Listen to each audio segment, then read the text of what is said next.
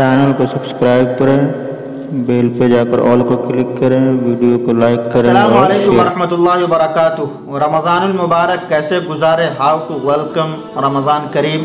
इसकी दूसरी किस्त, दूसरा पार्ट लेकर मैं हाजिर हूँ। पहले पार्ट का लिंक आपको डिस्क्रिप्शन में मिल जाएगा, आप जा कर के उसको ज़रूर देखें। उसके अंदर बहुत तफसील से मैंने बहुत सारी चीज़ें बताई हैं और तकरीबन 5 चीज़ें मैं पहले बता चुका हूँ। अब मैं नंबर 6 जो रमज़ानुल मुबारक हमें कैसे गुजारना है, रमज़ानुल मुबारक की तैयारी हमें कैसे करनी है, उसका जो मैंने जुज़ियात बनाए हैं तकरीबन 14-15, उसमें से छठा नंबर है। मैंने जिस कैटेगरी छठे नंबर पे जिसको रखा है वो है हमें अपने ज़बान और नज़र की हिफाजत करनी है। ज़बान और नज़र की हिफाजत करनी है। नबी करीम सल्लल्लाहु अलैहि वसल्लम ने इरशाद फरमाया कि जिस शख्स ने सिर्फ 2 चीज़ों की हिफाजत कर ली, कितनी चीज़ों की? सिर्फ 2 चीज़ों की, ज़्यादा कुछ नहीं, सिर्फ 2 चीज़ें। जिस शख्स ने अपनी ज़बान और अपनी शर्मगाह की हिफाजत कर ली, मैं अल्लाह का नबी, अल्लाह के नबी सल्लल्लाहु अलैहि वसल्लम ने इरशाद फरमाया, मैं अल्लाह का नबी उसके लिए जन्नत की ज़मानत देता हूँ। तो अल्लाह के नबी सल्लल्लाहु अलैहि वसल्लम जो है सिर्फ 2 चीज़ों की हिफाजत करने पर जन्नत की ज़मानत दे रहे हैं। इसलिए हमें इस रमज़ानुल मुबारक के मुक़द्दस महीने में इसी की प्रैक्टिस करनी है कि हमें इन 2 चीज़ों की हिफाजत करनी है। हमें इन 2 चीज़ों के साथ साथ अपने कान से कुछ हम गलत ना सुने उसकी भी हिफाजत करनी है, अपने नज़र की हिफाजत करनी है, क्योंकि दुनिया के अंदर जितने भी गुनाह होते हैं उसके जो सबसे बड़ी वजह है वो सिर्फ 2 चीज़ें होती हैं, एक शर्मगाह और दूसरी ज़बान। नंबर 7 पर मैंने रखा हुकूकुल इबाद। हुकूकुल इबाद मतलब बंदों के जो हुकूक है।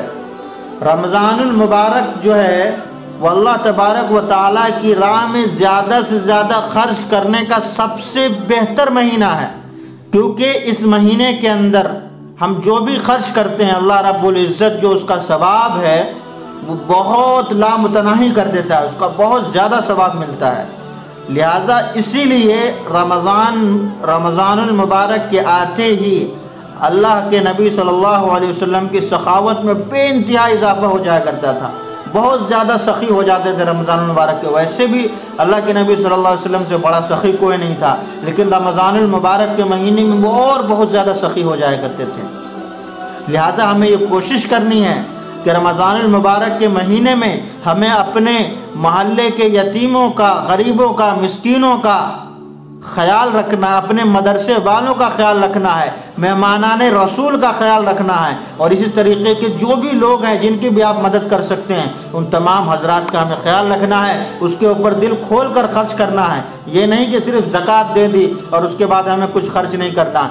ज़कात के बाद भी इनकी मदद करें, ऐसे लोग जिनको ज़रूरत है आपकी उनकी मदद करें, ताकि वो सहरी और इफ्तार का इंतज़ाम बखुशी कर सकें और उनको किसी दिक्कत और परेशानी का सामना न करना पड़े।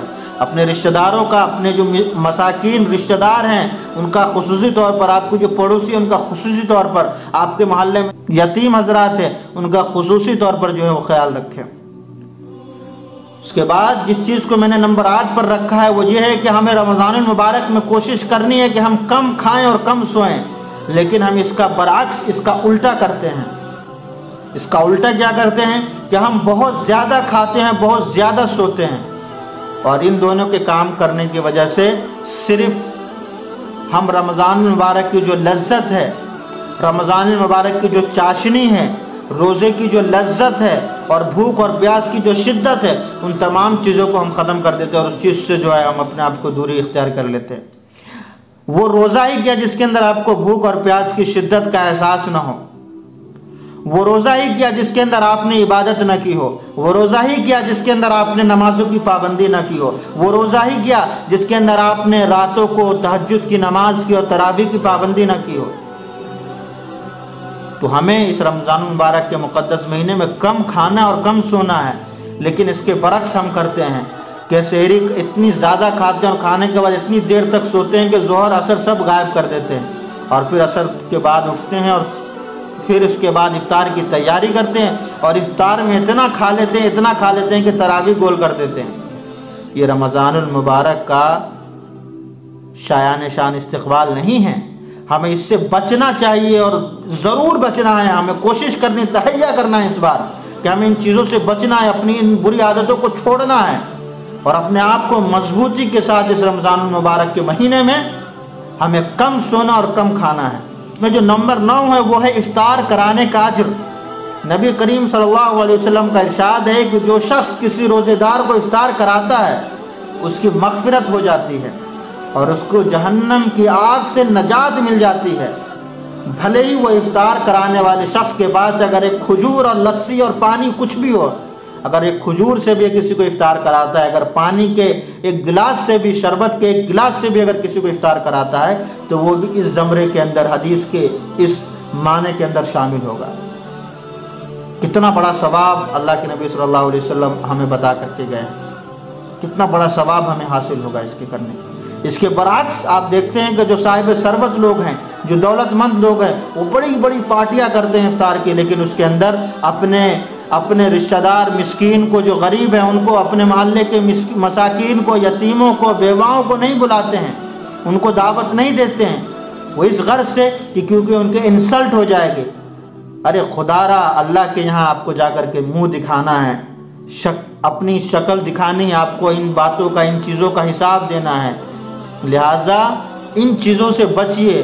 بڑی بڑی پارٹی کیجئے، کوئی حرج نہیں، بڑے دعوت دیجئے، لیکن دولت مند لوگوں کے ساتھ ساتھ آپ کے علاقے کی، آپ کے جو رشتہ دار، آپ کے جو پڑوسی، آپ کے مدرسے کے جو بچے اور آپ کے جو یہاں کے جو ائمہ، ان کی بھی دعوت کیجئے، تاکہ کہیں نہ کہیں آپ کا جو عمل ہے وہ کسی خیر میں شمار ہو۔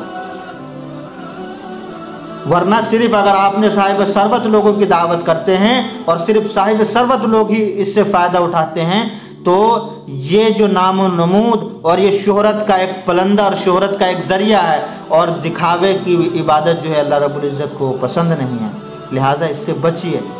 یہ نہ ہو کہ آپ کی عبادت کل قیامت کے دن آپ کے منہ پر دے ماری جائے، آپ کا یہ افطار، آپ کی افطار پارٹی آپ کے منہ پر دے ماری جائے کہ یہ عبادت اور یہ افطار پارٹی تم نے میرے ان غریب، ان یتیم، ان مساکین، ان بیواؤں کی خبر گیری نہ کر کے صرف تم نے صاحب ثروت اور دولت مند لوگوں کی دعوت کی، حالانکہ ان کو اس چیز کی ضرورت نہیں ہے، ان کے پاس خود اللہ رب العزت نے بہت زیادہ دولت و ثروت سے نوازا ہے، لیکن آپ نے جن کو ضرورت تھی ان کو چھوڑ کر اور اپنے نام و نمود کے لیے صرف ان حضرات کو دعوت دی تاکہ آپ کی شان و شوکت کے اندر مزید اضافہ ہو سکے۔ اس لیے کل قیامت کے دن وہ عبادت جو ہے اس کے منہ پر دے ماری جائے گی اور اس کا کوئی ثواب نہیں ملے گا۔ اس کے بعد جو نمبر 10 پر جس کو میں نے رکھا ہے وہ ہے شب قدر۔ رمضان المبارک کے آخری عشرے کی طاق راتوں میں 21، 23، 25، 27 اور 29 ایک ایسی رات پوشیدہ ہے جو 1000 رات سے افضل ہے۔ اللہ پاک کا ارشاد ہے قرآن کریم میں، اِنَّا أَنزَلْنَاهُ فِي لَيْلَةِ الْقَدْرِ وَمَا أَدْرَاكَ مَا لَيْلَةُ الْقَدْرِ لَيْلَةُ الْقَدْرِ خَيْرٌ مِّنَ أَلْفِ الشَّهْرِ کہ لیلۃ القدر کی رات وہ رات ہے جو 1000 راتوں سے بہتر ہے اور 1000 راتوں سے افضل ہے۔ اس رات میں قرآن کریم کا نزول ہوا، اور قرآن کریم کا نزول اور قرآن کریم امت مسلمہ ہی نہیں پورے عالم کے لیے ایک ایسی نایاب اور ایک ایسی عمدہ لا اور ایک ایسی عمدہ کتاب ہے جس کی نظیر آج تک نہ یہ دنیا پیش کر سکی ہے اور نہ کل قیامت تک یہ دنیا پیش کر سکے گی۔ یہ اللہ رب العزت کا احسان اور کرم ہے کہ اللہ رب العزت نے ہمیں اس دور میں پیدا کیا جس دور میں قرآن کریم جیسی عظیم کتاب ہمارے سامنے موجود ہے، اور جس کو مشعل راہ بنا کر کے ہم اپنی زندگی کی جو منزل کو وہ طے کر رہے ہیں۔ اس رات میں اللہ رب العزت حضرت روح الامین حضرت جبرائیل علیہ السلام اور فرشتوں کو انسان کی تقدیر کے فیصلے لے کر بھیجتا ہے، اور اللہ رب العزت نے ان تقدیر کو پوشیدہ رکھا۔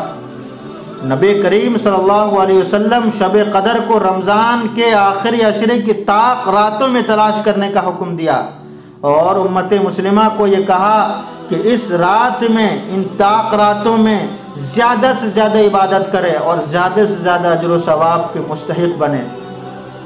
اس لیے ہمیں چاہیے کہ رمضان المبارک کی جو یہ طاق راتیں ہیں، شب قدر کی جو یہ طاق راتیں ہیں، ان طاق راتوں میں چائے خانوں، ہوٹلوں، بازاروں میں گھومنے کے بجائے، گپے شپے مارنے کے بجائے، فالتو بے معنی اور لایانی باتوں میں اپنے وقت کو صرف کرنے کے بجائے عبادات کے اندر اپنے وقت کو گزارے، اپنے رب سے اپنے گناہوں کی معافی مانگیں، توبہ کریں، استغفار کریں، تاکہ اللہ رب العزت اس رات میں ہماری مغفرت کرے اور ہمارے تقدیر کے فیصلے جو ہیں وہ بہتر ہو سکے۔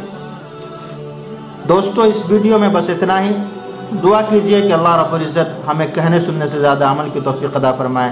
اس کی ایک آخری قسط اور آئے گی انشاءاللہ العزیز۔ مجھے اپنی خصوصی دعاؤں میں یاد رکھیے، اپنا خیال رکھیے، اپنے گھر والوں کا خیال رکھیے۔ والسلام علیکم ورحمۃ اللہ وبرکاتہ۔